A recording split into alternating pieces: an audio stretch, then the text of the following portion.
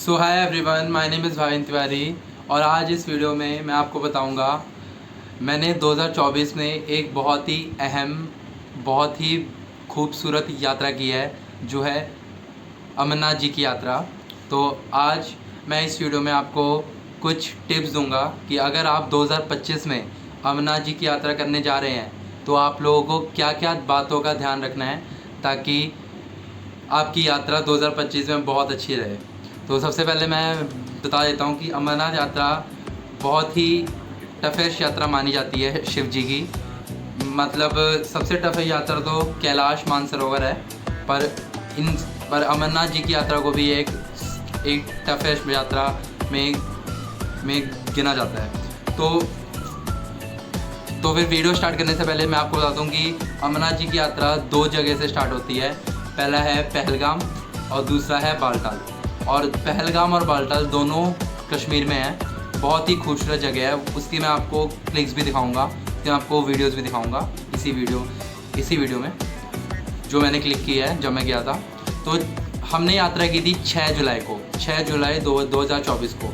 और हमें जब भी हमारा पंजीकरण होता है, मतलब जिसको हमें अमरनाथ जी की यात्रा करने से पहले 2 चीज़ें जो है कंपलसरी हैं वहाँ जाने के लिए। पहला है मेडिकल सर्टिफिकेट और दूसरा है पंजीकरण जो है बहुत ज़रूरी है। ये दोनों ही बहुत ज़रूरी हैं। तो जो मेडिकल सर्टिफिकेट है वो हमें, आप लोग जहाँ भी रहते हैं वहाँ से आप लोगों के आसपास में कोई सिविल हॉस्पिटल होगा या कोई भी सरकारी हॉस्पिटल जहाँ से आप अमरनाथ जी की यात्रा का मेडिकल सर्टिफिकेट बनवा सकते हैं। और दूसरा है जो पंजीकरण है वो आपको बैंक में होता है। अमरनाथ जी की जो साइट है, जो वेबसाइट है, उसमें बहुत सारे बैंक दिए होते हैं जहाँ से आप वहाँ अमरनाथ जी की यात्रा का पंजीकरण करवा सकते हैं। और वहाँ जाके आपको पता लगेगा कि जो बैंक वाले जो हैं भैया वो आपको पूछेंगे कि आपको कब की यात्रा करनी है। तो आपको बतानी है कि अगले साल जो ये अमरनाथ जी की यात्रा है ये 29 जून से लेकर 19 अगस्त तक होती है। तो आप लोगों को बताना है कि 29 जून से 19 अगस्त के बीच में कोई भी डेट आप सेलेक्ट कर सकते हैं। बस ये है कि आप लोगों को जितना आप जल्दी जाएंगे तो उतना आपको स्लॉट्स खाली मिलेंगे और आपके जल्दी यात्रा करने के चांसेस उतने हैं। क्योंकि अगर आप 10 जुलाई के बाद यात्रा करते हैं तो बोलते हैं कि जो वहाँ पे शिवलिंग है जो कि बाबा बर्फानी के नाम से बहुत फेमस है, वो शिवलिंग ना 10 जुलाई के बाद उतना बड़ा नहीं होता, मतलब वो दिखता बहुत कम है। तो लोग प्रेफर करते हैं कि वो 10 जुलाई से पहले ही अमरनाथ जी की यात्रा कर लें ताकि उनको शिवलिंग दिखे। और मैक्सिमम लोग वहाँ पे शिवलिंग देखने ही जाते हैं क्योंकि वो बहुत ही प्यारा शिवलिंग है और वो बहुत ही मान्यता है उसकी। तो मैं अपनी स्टार्ट करता हूँ फिर कि हमने कैसे की थी यात्रा। तो सबसे पहले हमारा जो पंजीकरण था वो 6 जुलाई का था और हम लोग 2 दिन पहले 4 तारीख को जम्मू एंड कश्मीर पहुंच गए थे। जम्मू पहुंचने के बाद हमने स्टेशन में उतरे। सबसे पहले हमें वहां उतर के हमें अपना बनाना होता है RIFD कार्ड। RIFD कार्ड यात्रा का बहुत ही इम्पोर्टेंट पार्ट है क्योंकि एक कार्ड टाइप होता है, मैं आपको फ़ोटो में दिखाऊँगा कि वो किस तरह का होता है कार्ड। तो ये कार्ड बहुत ही ज़रूरी होता है क्योंकि अगर आपके पास ये कार्ड नहीं है तो आपको फिर जो आर्मी वाले हैं, जो चेकिंग करते हैं आर्मी वाले, वो आपको अमरनाथ यात्रा करने ही नहीं देंगे क्योंकि वो उस कार्ड से ही पता चलता है कि आप यात्रा करने आए हैं। ठीक है, तो आप लोगों को सबसे पहले वहाँ जाके जम्मू उतर के आपको RIFD कार्ड बनाना है। RIFD कार्ड आपको एक रेलवे स्टेशन के सामने ही बनता है। जम्मू का जो स्टेशन है उसके सामने ही एक टेंट टाइप लगा होता है, वहाँ पे भी बन जाते हैं। प्लस एक और जगह है जिसका नाम है जम्मू में भगवती नगर एक जगह है जम्मू में जहाँ पे उन्होंने अपने सेंटर बनाए हुए हैं जहाँ पे आपको RIFD कार्ड बनते हैं और वहाँ पे बनते हैं। तो लोग ज़्यादा प्रेफर भगवती नगर को करते हैं क्योंकि वहाँ से ना हमें जम्मू पहुँचने के बाद ऐसा नहीं है कि जम्मू से आप लोग जम्मू पहुँच गए तो आप लोग अमरनाथ पहुँच गए। जम्मू के बाद आपके जो भी पंजीकरण में जगह आई है, जैसे अगर आपके में पहलगाम आई है या फिर बालटाल आई है, तो आप लोगों को भगवती नगर से ही जो है बसें मिलती हैं जो आप जो आप लोग बुक करा सकते हैं। दोनों टाइप की होती हैं बसें, एक एसी वाली भी होती है और नॉन एसी वाली भी होती है। वो आप प्रेफर कर सकते हैं कि आपको कौन सी चाहिए।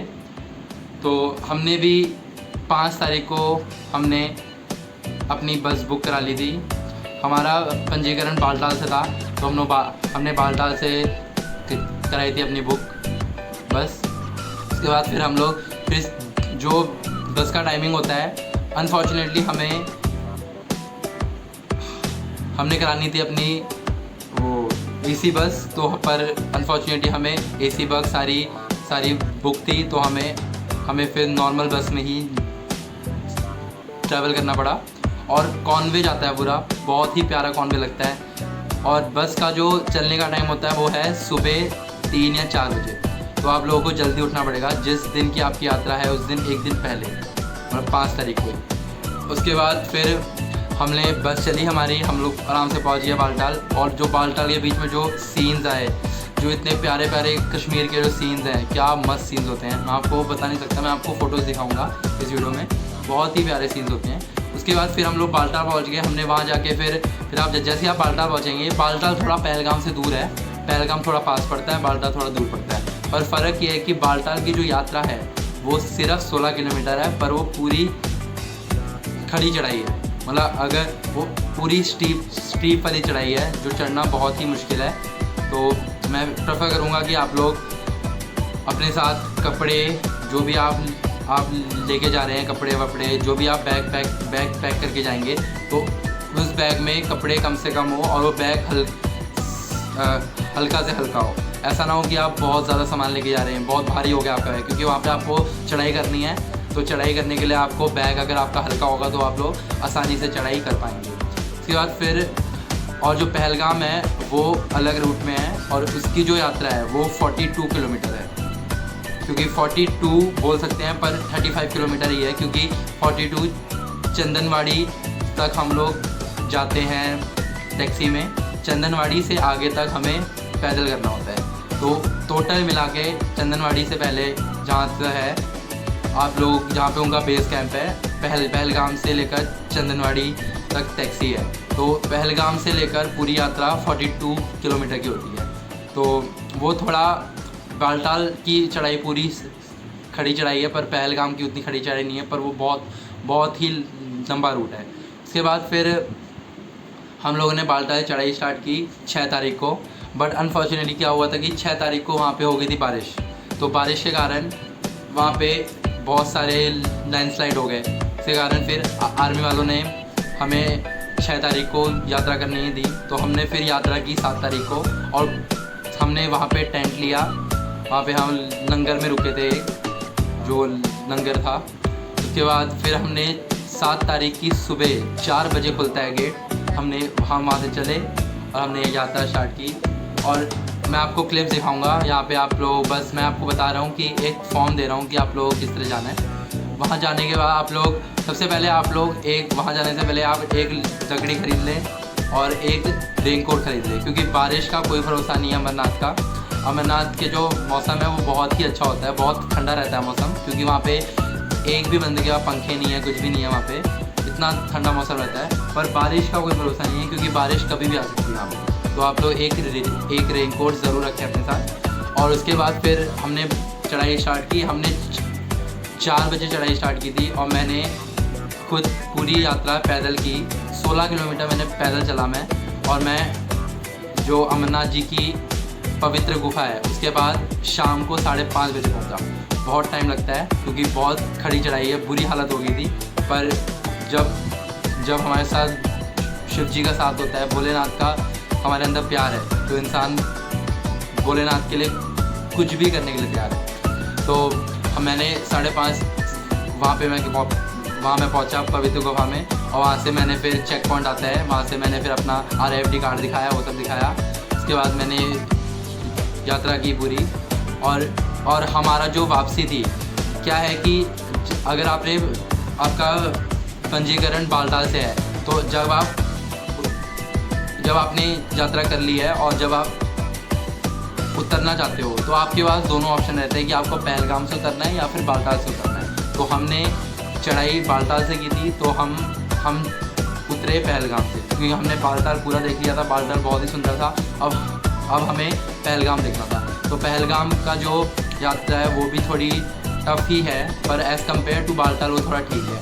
पर और मैं आपको जो गुफा है अमरनाथ की उसकी भी पिक्चर दिखाऊंगा। मैंने सारी क्लिक की हैं पिक्चरें, बहुत प्यारी पिक्चर्स।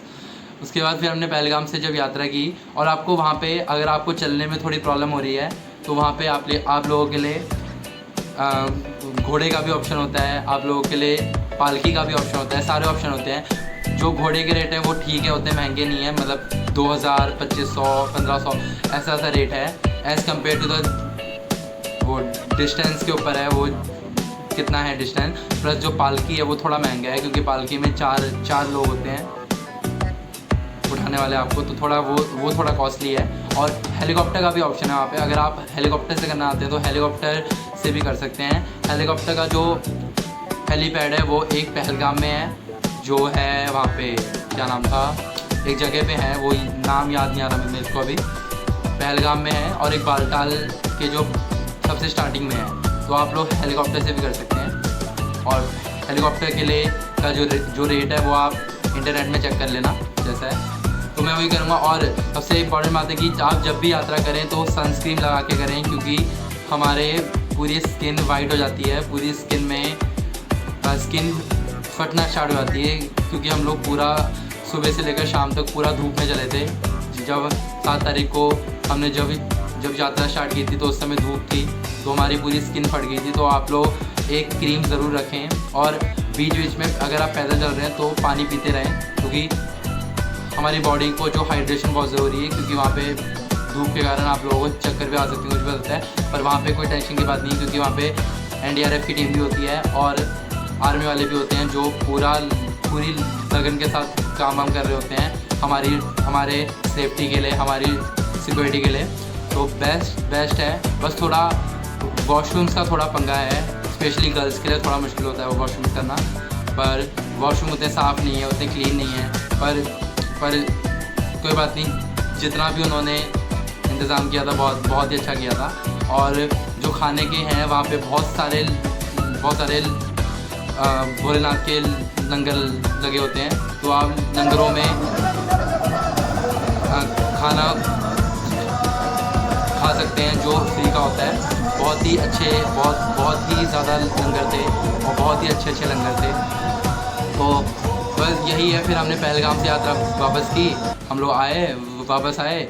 और सबसे इम्पोर्टेंट बात है कि पहलगाम से जब भी आप लोग शेषनाग आएंगे, एक जगह आती है शेषनाग, वहाँ पे एक चेक पॉइंट आता है। वो चेक पॉइंट आपको, अगर आप सुबह से स्टार्ट कर रहे हैं पहलगाम से उतरना, तो आप लोगों को वो शेषनाग का जो चेक पॉइंट है वो दोपहर के 4 बजे के पहले क्रॉस कर लेना है, क्योंकि 4 बजे के बाद जो आर्मी वाले हैं वो आप लोगों को अलाउड नहीं करते, और आप लोगों को वहीं स्टे करना पड़ेगा शेषनाग में। वहाँ पे उनका एक बेस कैंप है, वहाँ पे आप अपनी रात को स्पेंड कर सकते हैं। उसके बाद फिर सुबह शेषनाग से निकल सकते हैं, क्योंकि हमने भी ये चीज़ पता नहीं थी। हमने 4 बजे के बाद क्रॉस किया था, पर हम क्रॉस नहीं कर पाए थे, क्योंकि रात को वहाँ पे थोड़ा सेफ़ नहीं है, क्योंकि ना NDRF की टीम होती है, ना आर्मी वाले होते हैं, तो अलाउड नहीं करते वो लोग रात को चलना। तो फिर हम लोग सुबह निकले थे। तो यही बहुत ही अच्छी यात्रा रही हमारी। बस मैं आप लोगों को अभी क्लिप्स दिखाऊंगा इस वीडियो में, जो मेरे ऊपर चलती रहेंगी। तो बस यही मैं आशा करूँगा कि आप लोग अगर 2025 में अमरनाथ की यात्रा करें तो आप लोगों की बहुत अच्छी रहे।